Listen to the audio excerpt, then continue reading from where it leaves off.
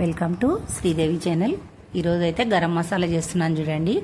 దాల్చిని వేసాను, దాల్చిని ఇంకా లవంగాలు ఇంకా మంచిగా వేయించుకోవాలండి. ఇవన్నీ ఒకసారి ఫస్ట్ ఈ రెండు వేయించుకున్న తర్వాత మనం ఇందులో ఇంకా ఇలాచీ వేసుకోవాలి.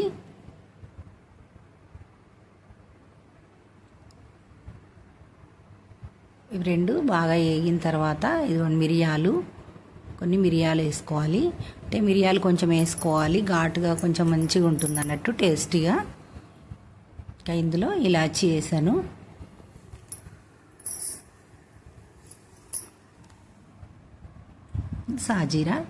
సాజీరా కూడా ఒక 2 స్పూన్లు వేసుకోవాలి. 2 స్పూన్లు సాజీరాలో మంచి స్మెల్ వస్తుంది కదా.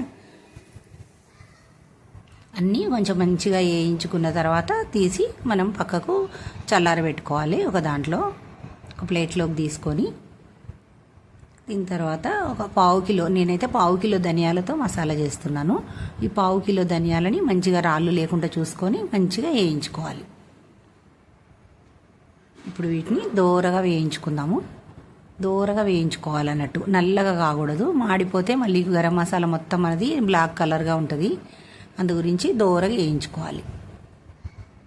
దాంట్లో లోపల ఉన్న పలుకులు మంచిగా ఏగేటట్టుగా కొంచెం దోరగా వేయించుకోవాలి. ఇవి అన్ని దోరగా వేగిన తర్వాత మనం మంచిగా చల్లారిన తర్వాత మిక్సీకి వేసుకోవాలి. ఎందుకంటే వేడివేడిగా వేస్తే అది ముద్ద కట్టేస్తుంది అన్నట్టు, పౌడర్ కాకుండా మంచిగా దోరగా వేయించి పూర్తిగా చల్లారిన తర్వాత మనము మంచిగా మిక్సీ పట్టేసుకోవాలి. మీరు ఎక్కువ మసాలా చేసుకున్నట్టుంటే దీంట్లో ఎల్లిపాయలు వేసుకోవద్దండి, ఎప్పటికప్పుడు ఇట్లా దంచుకోవచ్చు. కొంచెం కొంచెం మసాలా చేసుకున్నట్టుంటే పొట్టు తీయని ఎల్లిపాయలు కూడా వేసి మిక్సీ పట్టుకోవచ్చు. ఇంకా ఇవన్నీ చల్లారిన తర్వాత నేను మిక్సీ పట్టేస్తాను.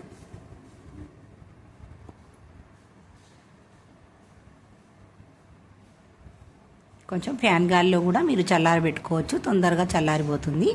ఇంక ఇప్పుడు మనం మిక్సీ పట్టేసుకుందాం. మిక్సీలో కూడా మీకు సరిగ్గా బరకగా పడితే మీరు ఒకవేళ జల్లెడ పట్టుకోవచ్చు. ఇంకా చిన్న మిక్సీ గిన్నెలో వేసుకుంటే జల్లెడ పట్టాల్సిన అవసరం లేదు.